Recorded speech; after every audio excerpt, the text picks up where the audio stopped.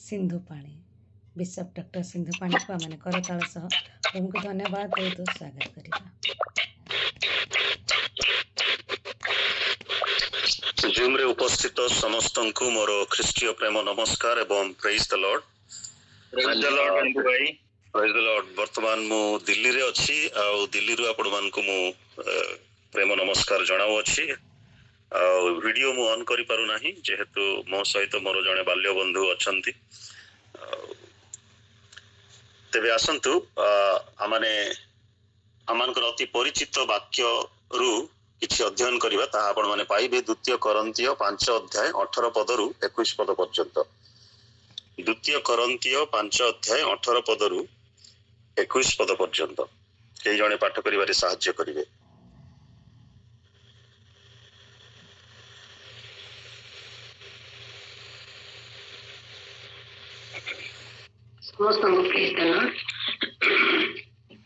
किंतु समस्त विषय ईश्वरଙ୍କ ଠାରୁ ହୋଇଅଛି।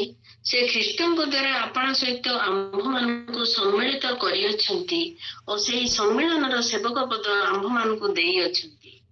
सेही सम्मिलनर वाक्य एही ईश्वर ख्रीष्टଙ୍କ ठारे जगतକୁ आपण सहित सम्मिलित करूथिले। से जगतवासींकर अपराध गणना न करी सेही सम्मिलनर वाक्य आम्भ मानक निकटरे समर्पण करिअछंती। अतएव ईश्वर आम्भମାନଙ୍କ द्वारा आह्वान କରୁଥିବାରୁ ଆମ୍ଭେମାନେ ଖ୍ରୀଷ୍ଟଙ୍କ ପକ୍ଷରେ ରାଜଦୂତର କର୍ମ କରୁଅଛୁ। ଖ୍ରୀଷ୍ଟଙ୍କ ପକ୍ଷରୁ ଆମ୍ଭେମାନେ ନିବେଦନ କରୁଅଛୁ, ତୁମ୍ଭେମାନେ ଈଶ୍ୱରଙ୍କ ସହିତ ସମ୍ମିଳିତ ହୁଅ।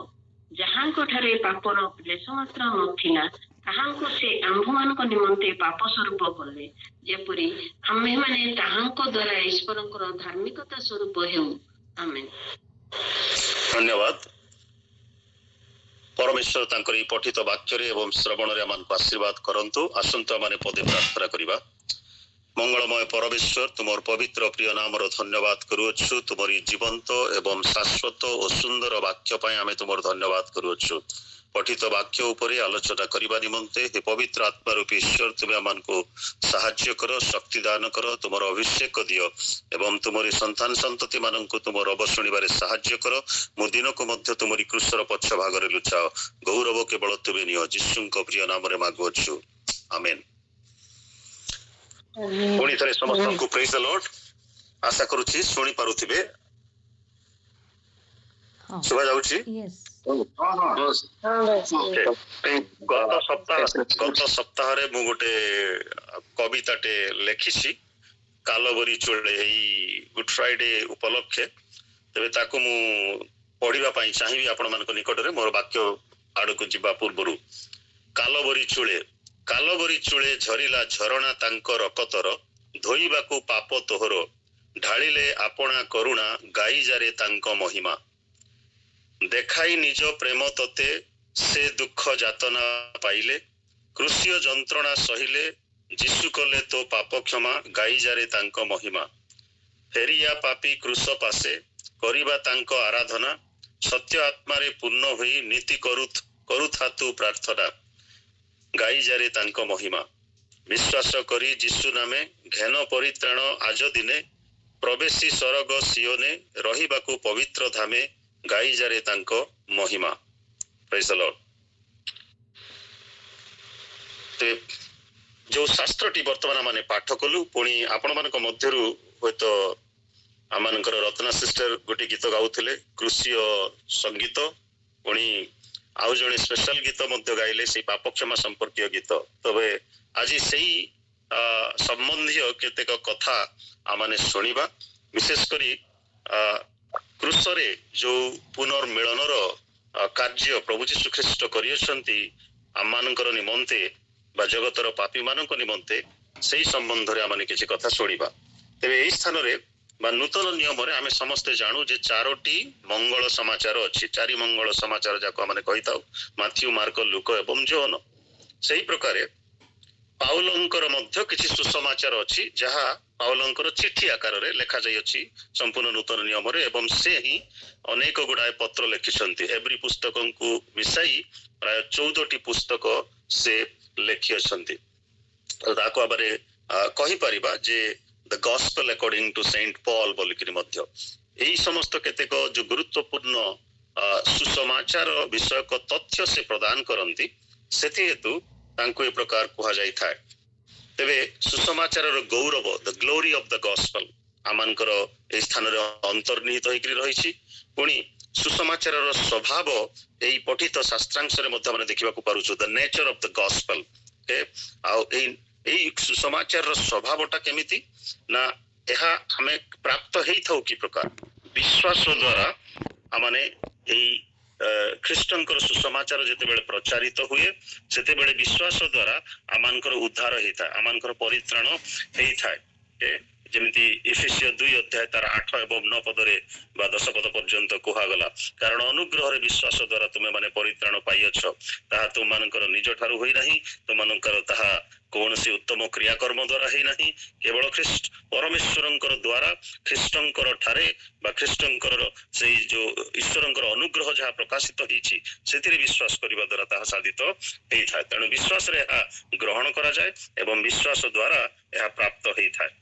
तेबे एइठी आमने आउ एक सुसमाचार देखिबा को पारुछु एई 2 कोरिन्थिय 5 अध्याय तार 18 पदरु 21 पद मध्यरे जे गोटे सब्स्टिट्यूशनरी गॉस्पेल जाको कुआ जायता अर्थात प्रतिस्थापना रूपक सुसमाचार बा प्रतिबदल सुसमाचार आमने समस्ते जानू एई दिन मानंकरे प्राय लेंट सीजन आरंभ हेबा को गलानी आ 40 दिन पर्यंत क्रूस संपर्कीय मेडिटेशन विभिन्न मंडली रे विभिन्न संप्रदायर लोक माने ताको करि थांती आ 40 दिन उपवास मध्य करंती गोटिए बेला खांती आ 2 बेला हुए तो मील को स्किप करि जानती। एई प्रकार केतेक मंडली संप्रदायर लोक मानकर बा विश्वासी विश्वासिनी मानकर परंपरा रहिछि प्रथा रहिछि प्रथागत भावे चिराचरित भावे से माने ताहा करि आसी थांती। किंतु आमे देखु जे बाइबल रे प्रभु यीशु ख्रीष्ट आमानक निमंते से प्रतिबदल हेइछंती सब्स्टिट्यूशनरी माने सब्स्टिट्यूशन से हेइछंती आमानकर स्थान से नैछंती एवं जो पनिशमेंट आमाने पाइबा कथा से पनिशमेंट से क्रूस उपरे धारण करिसंती। आ एई स्थान रे एक गुरुत्वपूर्ण कथा से आमानको सिखौछंती पाउलो तांकर ई लेखा द्वारा बा तांकर ई सुसमाचार द्वारा सेटा होची द रिकनसाइलिंग गॉस्पेल अर्थात पुनर्मिलन सुसमाचार आमाने स्थान रे देखिबा को पारुछु। सम्मिलन शब्दटी आमाने स्थान रे पाइछु ताकू मु पुनर्मिलन बोली करी कहबा पई चाहूची। सेही सम्मिलनीर बा सेही किंतु ए समस्त विषय ईश्वरंक ठारू होइछि से ख्रीष्टंक द्वारा आपण सहित आम मानकु कोन करछंती सम्मिलित करि अछंती रिकनसाइल से करि अछंती एवं सेही सम्मिलनर सेवक पद आमानकु देइछंती the ministry of reconciliation God has given to us in and through Christ। परमेश्वर आमानकु एई सम्मिलनर सेवक पद से देइ अछंती बा सेवा कार्य से देइ अछंती। तापरे से आमानकु आउ कोन देइछंती 19 पदरा माने देखुछु सेही सम्मिलनर वाक्य एही द वर्ड ऑफ रिकनसिलिएशन मध्य से आमानकु देइछंती। तेबे आमानक ठारे सेवकत्व जदि सेही 2 कोरिन्थिय 4 पदर 1 पदरे लेखा अछि न 6 पदर 1 पदरे लेखा अछि कारण अनुग्रह रे एही सेवक पद आमे माने पाइ अछु बोली we have received this ministry by his grace तांको अनुग्रह रे आमे एही सेवक पद पाइ अछु। तेबे एही सेवार कार्य करिबा निमंते मध्य आ परमेश्वर आमानकु से सम्मिलनर वाक्य देइछंती द वर्ड ऑफ रिकनसिलिएशन बा रिकनसाइलिंग से आमानकु देइछंती। सेटा केमिति प्राप्त होए ख्रीष्टंक ठारे से 19 पदर लेखा अछि ईश्वर ख्रीष्टंक ठारे जगत को आपण सहित सम्मिलित करूथिले से जगतवासींकर अपराध गणना न करी से सम्मिलनर वाक्य आमानक निकटरे समर्पण करि अछंती। Praise the Lord. से सम्मिलनर वाक्य रिकनसाइलिंग वाक्य से आमानकर हाथ से देइछंती। तेणु आज आमानकर कर्तव्य जे से पुनर्मिलनर सुसमाचार को आमाने केमिति प्रकाश करूछु। गोटे पापी रिकनसाइल होछि परमेश्वरंकर सहित ख्रीष्ट जीशुंकर द्वारा क्रूस उपरे ताको माने मेडिटेशन करिबा आवश्यक बार बार ध्यान करिबार आवश्यक।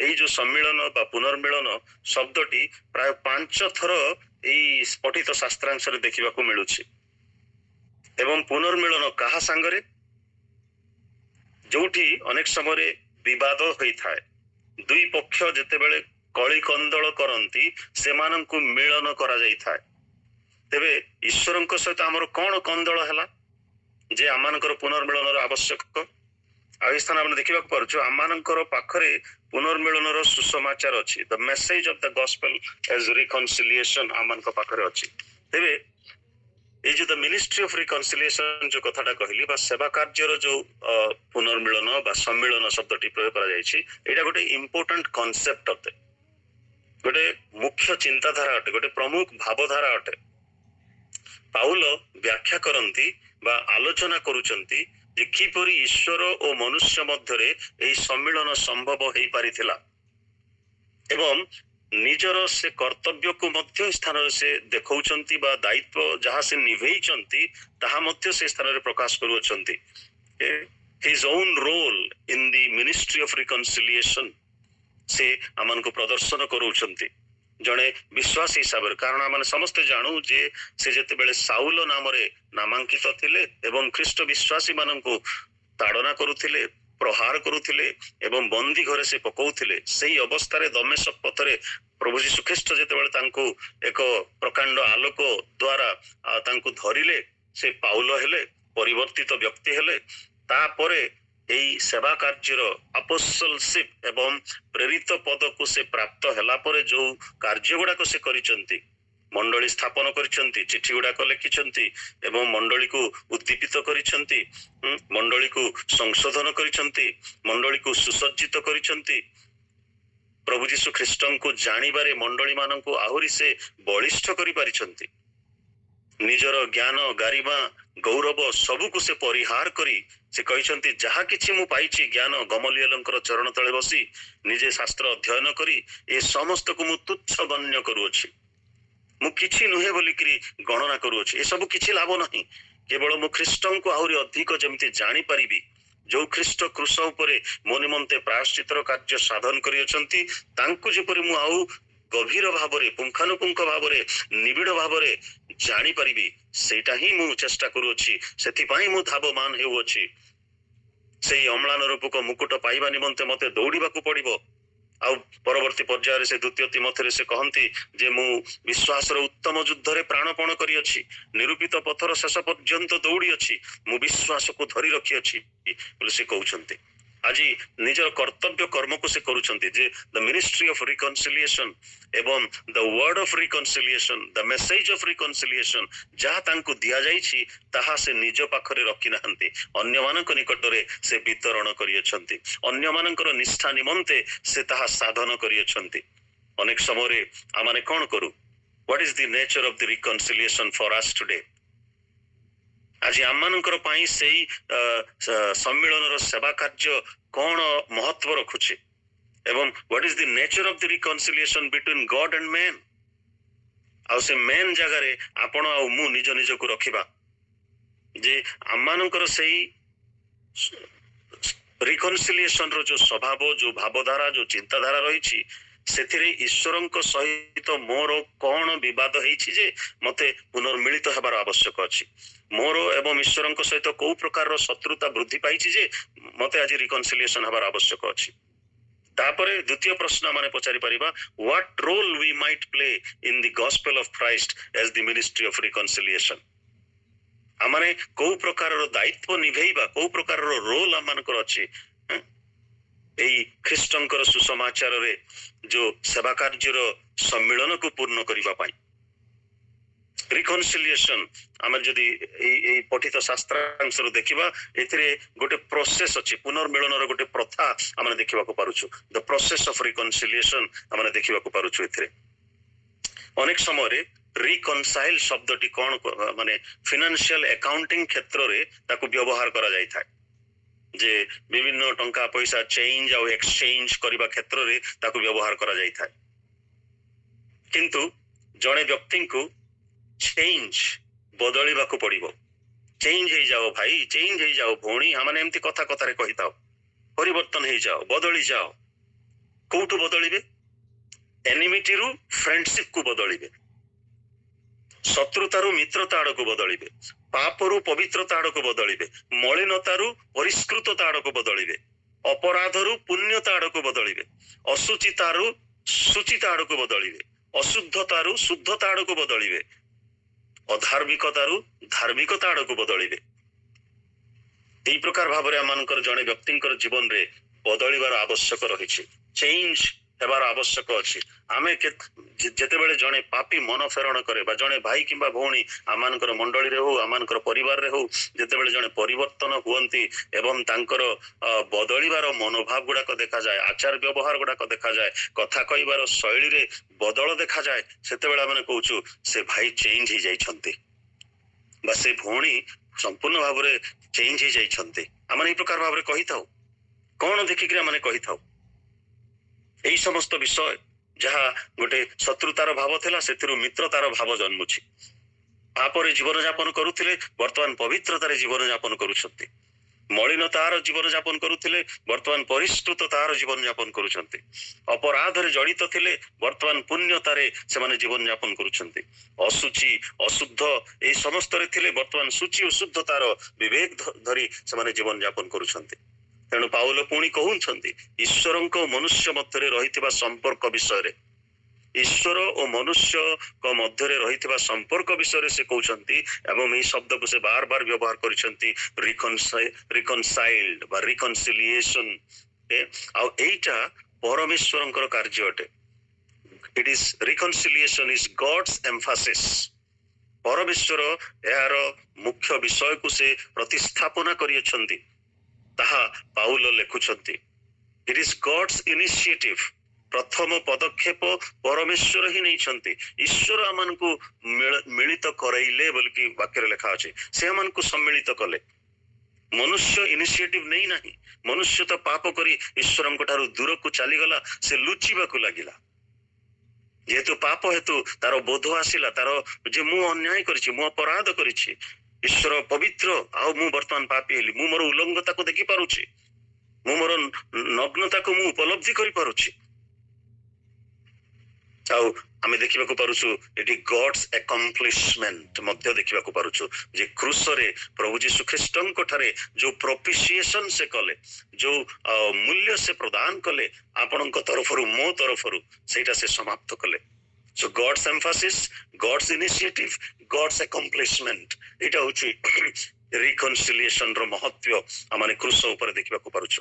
ଜିସାୟ ତାର 59 1 ଏବଂ 2 ପଦରେ ଆମେ ଯଦି ପାଠ କରିବା ସେ ସ୍ଥାନରେ ଲେଖା ଅଛି ଯେ ଦେଖ ସଦାପ୍ରଭୁଙ୍କର ହସ୍ତ ଛୋଟ ହୋଇଯାଇ ନାହିଁ ଯେ ତାହା ଆମମାନଙ୍କୁ ଉଦ୍ଧାର କରି ନପାରେ, କିନ୍ତୁ ଆମର ଅପରାଧ ହିଁ ଆମମାନଙ୍କୁ କଣ କରିଛି, ତାହାଙ୍କ ଠାରୁ ଦୂରକୁ ନେଇଯାଇଛି।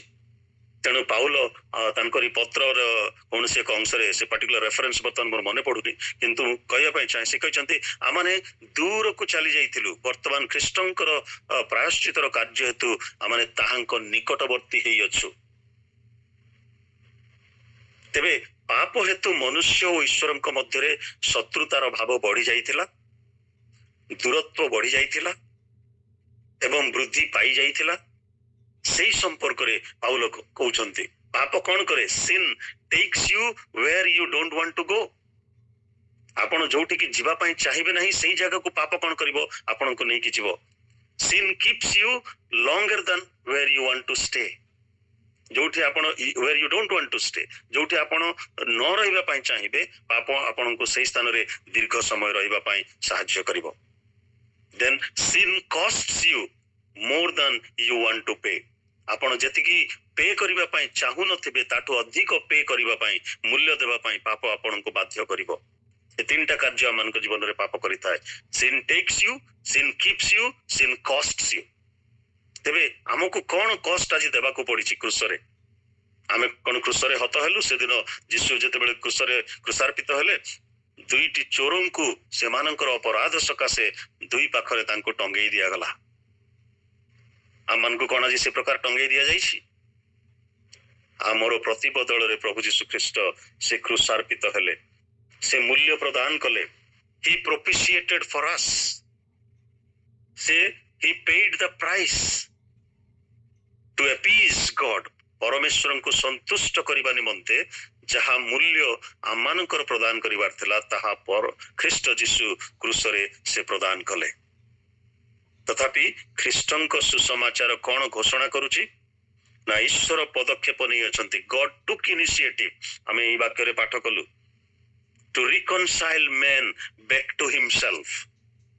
ସେଇ ଦୂରକୁ ଚାଲି ଯାଇଥିବା, ମଳିନତାରେ ଜୀବନ ଯାପନ କରୁଥିବା, ଅଶୁଦ୍ଧତାରେ ଜୀବନ ଯାପନ କରୁଥିବା, ଅସୁଚିତାରେ ଜୀବନ ଯାପନ କରୁଥିବା, ଅଧାର୍ମିକତାରେ ଜୀବନ ଯାପନ କରୁଥିବା ଜଣେ ବ୍ୟକ୍ତିଙ୍କୁ ଖ୍ରୀଷ୍ଟ ଯୀଶୁଙ୍କର ରକ୍ତରେ, ଖ୍ରୀଷ୍ଟ ଯୀଶୁଙ୍କର କ୍ରୁଶୀୟ ସମ୍ମିଳନ ଦ୍ୱାରା ଆଉ ସେ କଣ କରୁଛନ୍ତି, ତାଙ୍କ ସହିତ ପୁନର୍ବାର ମିଳିତ କରେଇ ଦଉଛନ୍ତି ବିନା ମୂଲ୍ୟରେ, ବିନା ରକ୍ତପାତରେ, ମାନେ ଆମମାନଙ୍କର ବିନା ରକ୍ତପାତରେ, ତାଙ୍କର ରକ୍ତପାତନରେ ଏ ସମସ୍ତ ସମ୍ଭବ ହେଇପାରିଛି। ଈଶ୍ୱର ପଦକ୍ଷେପ ନେଇଛନ୍ତି ଏ ସମସ୍ତ କରିବା ନିମନ୍ତେ। God has taken the initiative to reconcile man back to himself। ପୁନର୍ମିଳିତ କରିବାର ପଦକ୍ଷେପ କେବଳ ଈଶ୍ୱର ହିଁ ନେଇପାରନ୍ତି, ମନୁଷ୍ୟ କେବେ ହେଲେ ନେଇନାହିଁ। ଶତ୍ରୁତାର ଭାବ, ଦୂରତାର ଭାବ, ବିଚ୍ଛିନ୍ନତାର ଭାବ ଯାହା ବୃଦ୍ଧି ପାଇଥିଲା ସେଥିରୁ ଖ୍ରୀଷ୍ଟ ଯୀଶୁଙ୍କର କ୍ରୁଶୀୟ ପ୍ରାୟଶ୍ଚିତ କାର୍ଯ୍ୟ ଦ୍ୱାରା ଆମମାନଙ୍କୁ ସେ ପୁନର୍ମିଳିତ କରିଅଛନ୍ତି। ସେଥି ନିମନ୍ତେ ଏଇ ମାନେ ମିନିଷ୍ଟ୍ରି ଅଫ ରିକନସିଲିଏସନ ସେ ଆଜି ଆମମାନଙ୍କୁ ମଧ୍ୟ ଦେଇଛନ୍ତି। ସେଦିନ ପାଉଲ ମତେ ଦିଆଯାଇଛି ବୋଲି ସେ କହିଲେ ଏବଂ ସେ ତାକୁ ସମ୍ପ୍ରସାରଣ କଲେ। Man is reconciled to God। କାରଣ ମନୁଷ୍ୟ ହିଁ ଦୂରକୁ ଚାଲିଗଲା, ତେଣୁ ଦୂରକୁ ଯାଇଥିବା ମନୁଷ୍ୟ ପୁନର୍ବାର ସେ ଫେରି ଆସିବା ଦରକାର। ଯେ ପ୍ରକାର ଅପବ୍ୟ ପୁତ୍ର ନିଜ ବାପାଙ୍କର ସମ୍ପତ୍ତି ନେଇ ଚାଲିଗଲା, ସାନ ପୁଅ, ଏବଂ ସବୁ ସରିଗଲା ପରେ, ସବୁ ଉଜୁଡ଼ି ଗଲା ପରେ ସେ ଅନୁତାପ କରି ବାପାଙ୍କ ନିକଟକୁ ମୁଁ ଫେରିବି, ବାପା ନିଶ୍ଚୟ ମତେ ଗ୍ରହଣ କରିବେ, ଆଉ ବାପା ତ ଏପଟ ସବୁବେଳେ ଉଚ୍ଛନ୍ନ ହଉଥିଲେ କେତେବେଳେ ମୋର ପୁଅ ଫେରି ଆସିବ। ତାଙ୍କୁ ହୁଏତ ଦିନ ରାତି ନିଦ ହଉନଥିଲା। ଆଜି ପରମେଶ୍ୱର ହୁଏତ ସେଇ ପ୍ରକାର ଭାବରେ ପାପୀ ମନୁଷ୍ୟ ମାନଙ୍କ ନିମନ୍ତେ ବାଟ ଚାହିଁ ବସି ଅଛନ୍ତି।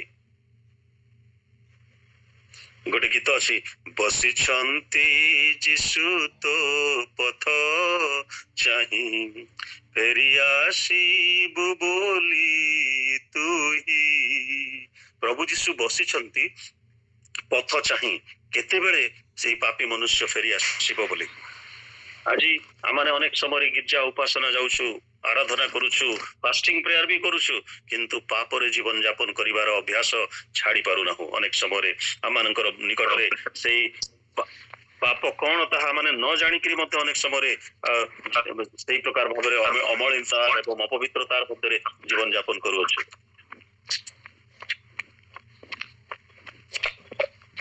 ଆଦମ ଏବଂ ହବା ସେମାନେ ପରମେଶ୍ୱରଙ୍କ ବିରୁଦ୍ଧରେ ପାପ କଲେ ଏବଂ ପରମେଶ୍ୱରଙ୍କର ପବିତ୍ର ଉପସ୍ଥିତିରୁ ସେମାନେ ଦୂରକୁ ଚାଲିଗଲେ, ସେମାନେ ଲୁଚିଲେ।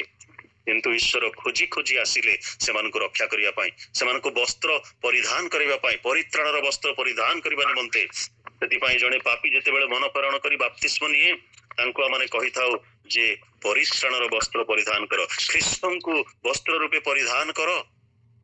ଜଣେ ପରିଷ୍କୃତ ପବିତ୍ରୀକୃତ ବ୍ୟକ୍ତି ପାପରୁ ମନ ପରିବର୍ତ୍ତନ କରି ଯେ ସମ୍ପୂର୍ଣ୍ଣ ଭାବରେ ଖ୍ରୀଷ୍ଟଙ୍କର ସହିତ ସମାନ ହେଇଯାଏ, ସମାଧିସ୍ଥ ହେଇଯାଏ ଏବଂ ପୁନରୁତ୍ଥିତ ହୁଏ, ସେ ବ୍ୟକ୍ତି ଖ୍ରୀଷ୍ଟଙ୍କୁ ପରିଧାନ କରିବ ସବୁବେଳେ। ଏହା ସମ୍ଭବ ହେଲା କିପରି? ଏହି reconciliation, how it was possible? Possible through only Jesus Christ.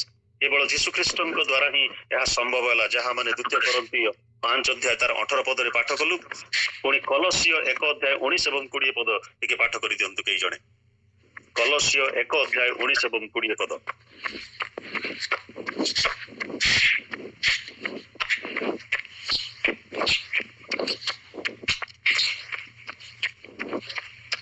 କଲସିୟ 1 19 ଏବଂ 20 ପଦ। କାରଣ ଈଶ୍ୱରଙ୍କର ସନ୍ତୋଷ ହେଲା ଯେ ତାହାଙ୍କ ଠାରେ ସମସ୍ତ ପୂର୍ଣ୍ଣତା ବାସ କରିବ। ପୁଣି ତାହାଙ୍କ କ୍ରୁଶର ରକ୍ତରେ ସେ ଶାନ୍ତି ସ୍ଥାପନ କରି ତାହାଙ୍କ ଦ୍ୱାରା ଆପଣା ସହିତ ସମସ୍ତର ମିଳନ କରନ୍ତି। ହଁ, ତାହାଙ୍କ ଦ୍ୱାରା ପୃଥିବୀ ବା ସ୍ୱର୍ଗରେ ସ୍ଥିତ ସମସ୍ତ ବିଷୟରେ ମିଳନ କରନ୍ତି। ପ୍ରେଜ୍ ଦ ଲର୍ଡ। ସମସ୍ତ ବିଷୟକୁ ସେ ତାହାଙ୍କର କ୍ରୁଶର ରକ୍ତରେ सम्मिलित करिसंती पुनर्मिलनर कार्य क्रूसरे से साधन करिसंती आपनको पाई मो पाई पुनी जगतवासी को पाई विशेष करी पापी मानव मानक पाई आ सेति पाई एटा संभव होई पारला यीशुଙ୍କ क्रूस उपरे एई मृत्यु द्वारा संभव हला द्वितीय करंतिय 5 अध्याय तार 19 पदरे एवं 21 पदरे आपने पाठ कलु पुनी रोमियो 5 अध्याय 10 पदरे मध्य आपण से कथा पढ़ी परिबे पुनी कलसिय 1 अध्याय 20 रु 22 पदरे एई समान कथा आपण माने पाई परिबे बा पढ़ी परिबे यीशु ख्रीष्टंकर द्वारा संभव हला यीशु ख्रीष्टंकर क्रूसीय रक्त द्वारा संभव हला यीशु ख्रीष्टंकर क्रूसीय मृत्यु द्वारा संभव हला ता माने ईश्वर ख्रीष्टंकु कोन कले नेले जी पाप कौन ताहा जानी नथिले तांकु से पापी कले पापर लेस मात्र तांको ठारे नथिला बोली बाइबल बान को प्रमाण दिए 3 जण एपोस्टल्स 3टी प्रेरित आउ से माने साक्ष्य दियंती जे से पाप कौन जानी नथिले से केबे पाप करि नथिले ही कमिटेड नो सिन बोली आउ जणे प्रेरित साधु से कहउचंती बाइबल रे पीतर एवं पाउल ए माने कहउचंती जे प्रभु यीशु ख्रीष्टन को पाखरे पापर लेस नथिला से पाप कौन ताहा जानी नथिले तथापि आममानक अपराध निमंते से अधार्मिक बोली गणित हेले आमाने जानू जिसाया तार 53 अध्याय जदि आपण माने पढ़िबे आममानकर जातना सब से धारण कले आममानकर अपराध निमंते से अधार्मिक मानक सहित गणित हेले आममानकर पाप निमंते से क्षत विक्षत हेले चूर्ण विचूर्ण हेले ए समस्त कथा बारे समस्त जानू जहा मु एवं आपण माने पाइबा कथा सेई दंडर प्रतिनिधित्व प्रभु यीशु ख्रीष्ट कले क्रूस उपरे एवं से दंड से निजे सहिले जद्वारा आमाने जेते लोक शत्रु थिलु आजी ख्रीष्टंकर रक्तरे ख्रीष्टंकर क्रूसीय प्रायश्चित कार्य विश्वास करिबा द्वारा तांकर मित्र हेलु जेते लोक पापी थिलु आजी पवित्र बोली गणित हेलु साधु बोली से आमान को गणना कले जेते लोक असुचि थिलु आज सूची हेलु तांको रक्तरे अशुद्ध थिलु शुद्ध हेलु मलिनतारु परिष्कृतता आड़कु मुहेइलु बा आगेइलु अधार्मिकरु धार्मिक बोली गणित हेलु सेही कथा ए स्थान रे लेखा अछि जने पढ़िबे प्रथम जोहन तार 2 अध्याय 1 एवं 2 पद प्रथम जोहन तार 2 अध्याय 1 एवं 2 पद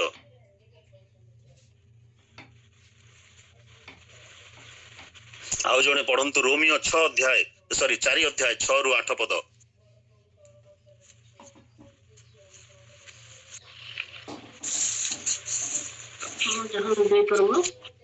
ए मोहर बर्थगण तुझे माने जेपरि पाप न कर एथि निमंते मु एई सब तुमन निकट लेखुछि किंतु केही जदि पाप करे ताहले पितांक छामरे आममान जन सपक्षवादी अछंती से धार्मिक यीशु ख्रीष्ट आउ से आममान पाप निमंते केवल आममान पाप निमंते नहीं मात्र समस्त जगतर पाप निमंते मध्य प्रायश्चित स्वरूप अटंती प्रेज द लॉर्ड आउ जने रोमियो 4 अध्याय पढ़ंतु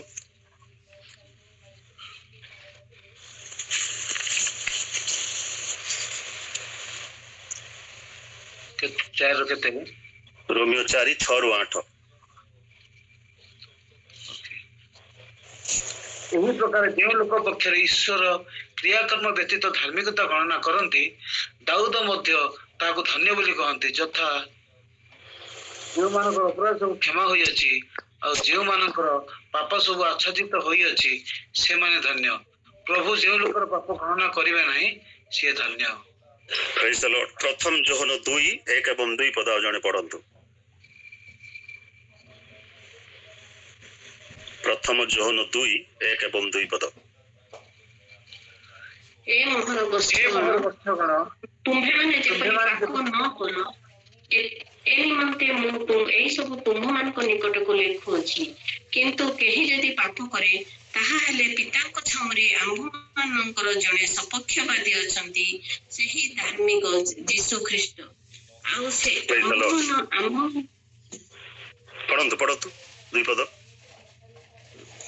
आउ से आम्भमानकर पाप निमंते केवल आम्भमानकर पाप निमंते नुहे मात्र समस्त जगतर पाप निमंते मध्य प्रायश्चित स्वरूप अटंती प्रेज द लॉर्ड बाइबल निराट सत्य अटे एवं प्रभु यीशु ख्रीष्ट संबंधी साक्ष्य एई प्रेरित माने लेखुचंती तेणु ता उपरे आमानकर विश्वास दृढ़ रहिबा आवश्यक अटे एवं एबे आपण माने एवं मु निजको प्रश्न पचारिबा आवश्यक जे मु कोन से रिकनसाइल ହେଇଛି କି ପ୍ରଭୁ ଯୀଶୁ ଖ୍ରୀଷ୍ଟଙ୍କର ସହିତ ପ୍ରଭୁ ଯୀଶୁ ଖ୍ରୀଷ୍ଟଙ୍କ ଦ୍ୱାରା ପିତା ଈଶ୍ୱରଙ୍କ ସହିତ ମୁଁ ଆଜି ମିଳିତ ହେଇପାରିଛି କି? ଆମେ ନିଜ ନିଜକୁ ପଚାରିବା। ପୁଣି କୋଉ ପ୍ରକାରର ମିନିଷ୍ଟ୍ରି ଅଫ୍ ରିକନସିଲିଏସନ ମୁଁ ଆଜି ଧାରଣ କରିଛି ବା କୋଉ ପ୍ରକାରର ସେବା କାର୍ଯ୍ୟ ଖ୍ରୀଷ୍ଟଙ୍କ ସୁସମାଚାରର ସେବା କାର୍ଯ୍ୟ ଯାହା ରିକନସାଇଲ କରେ ଲୋକମାନଙ୍କୁ ଖ୍ରୀଷ୍ଟଙ୍କ ଦ୍ୱାରା, ଖ୍ରୀଷ୍ଟଙ୍କ ଠାରେ, ଖ୍ରୀଷ୍ଟଙ୍କ ରକ୍ତରେ, ଖ୍ରୀଷ୍ଟଙ୍କର କ୍ରୁଶୀୟ ମୃତ୍ୟୁରେ ତାହା ସାଧିତ ହୁଏ, ସମ୍ପନ୍ନ ହୁଏ, ହେଇସାରିଛି।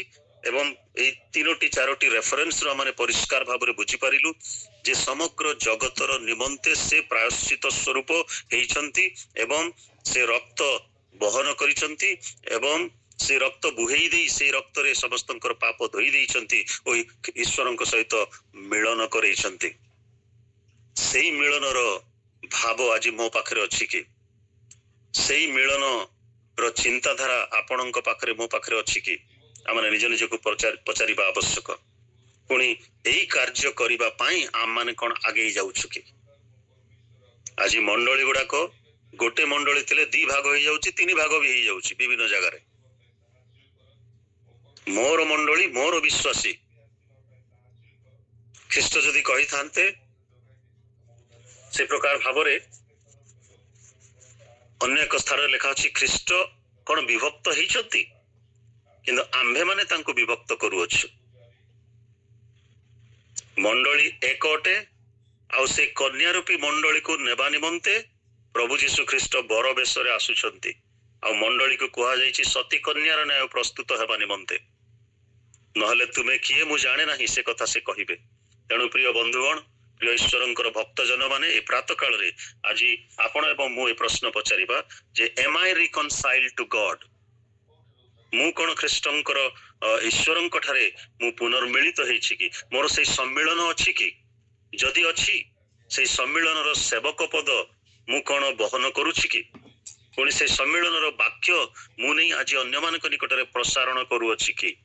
ଏହି ସମସ୍ତ ପ୍ରଶ୍ନ ଦ୍ୱାରା ପ୍ରଭୁ ଆମମାନଙ୍କୁ ଏହି ପଠିତ ଶାସ୍ତ୍ରାଂଶ ଗୁଡ଼ିକ ଦ୍ୱାରା ଆହୁରି କଥା କୁହନ୍ତୁ, ଯଦ୍ୱାରା ମାନେ ଆହୁରି ମାନେ ମେଡିଟେସନ କରିବା, ଧ୍ୟାନ କରିବା ତାଙ୍କର ଏଇ କୃଷୀୟ ଚିନ୍ତାଧାରାକୁ ନେଇ, କୃଷୀୟ କାର୍ଯ୍ୟକୁ ନେଇ ଯାହା ସେ କୃଷ ଉପରେ ସାଧନ କରିଛନ୍ତି।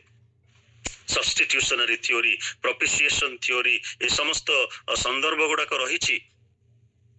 କିନ୍ତୁ ପ୍ରତିବଦଳ ସମ୍ମିଳନ, ପ୍ରତିସ୍ଥାପନ ସମ୍ମିଳନ ସେ ଯାହା କରିଛନ୍ତି, ଯୋଉ ସମସ୍ତ ସୁସମାଚାର ସେମାନଙ୍କୁ ଦେଇଛନ୍ତି, ଏଇ ହଉଛି ଦି ଗ୍ଲୋରିୟସ୍ ଗସ୍ପେଲ, ଗୌରବମୟ ସୁସମାଚାର ସେ ଆମମାନଙ୍କ ନିକଟରେ ଦେଇଛନ୍ତି। ଏ ସୁସମାଚାର ସାଧାରଣ ନୁହେଁ। ସେଥିପାଇଁ ଆଉ ଗୋଟେ ଅନ୍ୟ ସମୟରେ ବୋଧେ ମୁଁ କହୁଥିଲି ଦ ସିମ୍ପ୍ଲିସିଟି ଅଫ ଦ ଗସ୍ପେଲକୁ ଆମେ ମାନେ ହିଁ କଣ କରୁଛୁ, ମନୁଷ୍ୟ ମାନେ ହିଁ କଳୁଷ କରୁଛନ୍ତି ଏବଂ କମ୍ପ୍ଲେକ୍ସିଟି କରିଦଉଛନ୍ତି। ତେଣୁ ଆମେ ସୁସମାଚାରକୁ ନିଜର କଥା ସବୁ ପୁରେଇ ବନେଇ ଚୁନେଇକିରି ନ କହୁ, ଖ୍ରୀଷ୍ଟଙ୍କର କୃଷର କଥା ଆମେ ସବୁବେଳେ କହିବା ଆବଶ୍ୟକ, ଯଦ୍ୱାରା ସେଇ କୃଷିୟ ରକ୍ତରେ ଯୋଉ ସମ୍ମିଳନ ସାଧିତ ହେଇଛି ସେଇଟା ପାପୀ ମନୁଷ୍ୟ ବୁଝିପାରିବ, ଦୂରକୁ ଚାଲି ଯାଇଥିବା ମନୁଷ୍ୟ ବୁଝିପାରିବ, ଅଶୁଦ୍ଧ ହେଇଥିବା ମନୁଷ୍ୟ ବୁଝିପାରିବ, ଅଶୁଚି ତାର ଜୀବନ ଯାପନ କରୁଥିବା ମନୁଷ୍ୟ ବୁଝିବ ଏବଂ ସେ ଫେରି ଆସିବ ବ୍ୟାକ୍ ଟୁ ଗଡ୍, ଟୁ ରିକନସାଇଲ, ପରମେଶ୍ୱରଙ୍କ ନିକଟକୁ ଫେରିବ ପୁନର୍ମିଳିତ ହେବା ନିମନ୍ତେ ଖ୍ରୀଷ୍ଟଙ୍କ ଦ୍ୱାରା, ଖ୍ରୀଷ୍ଟଙ୍କ ଠାରେ। ପ୍ରଭୁ ଆମ ସମସ୍ତଙ୍କୁ ଆଶୀର୍ବାଦ କରନ୍ତୁ ଏହି ଅଳ୍ପ ଚିନ୍ତାଧାରାରେ ଏବଂ ପ୍ରଭୁ ଆମମାନଙ୍କୁ ସାହାଯ୍ୟ କରନ୍ତୁ ଯେପରି ଅଧିକରୁ ଅଧିକ ଆମମାନେ ଧ୍ୟାନ କରିବା ଏବଂ ଖ୍ରୀଷ୍ଟଙ୍କ ସହିତ ପୁନର୍ମିଳିତ ହୋଇ ଆମମାନେ ଏକ ପବିତ୍ର ଶୁଦ୍ଧ ଜୀବନ ଯାପନ କରିପାରିବା। ପ୍ରେଜ୍ ଦ ଲର୍ଡ। ପ୍ରଭୁ ସମସ୍ତଙ୍କୁ ଆଶୀର୍ବାଦ କରନ୍ତୁ। ସୁଯୋଗ ନିମନ୍ତେ ବିଶେଷ ବିଶେଷ ଧନ୍ୟବାଦ। ଆମେନ୍, ଆମେନ୍, ଆମେନ୍।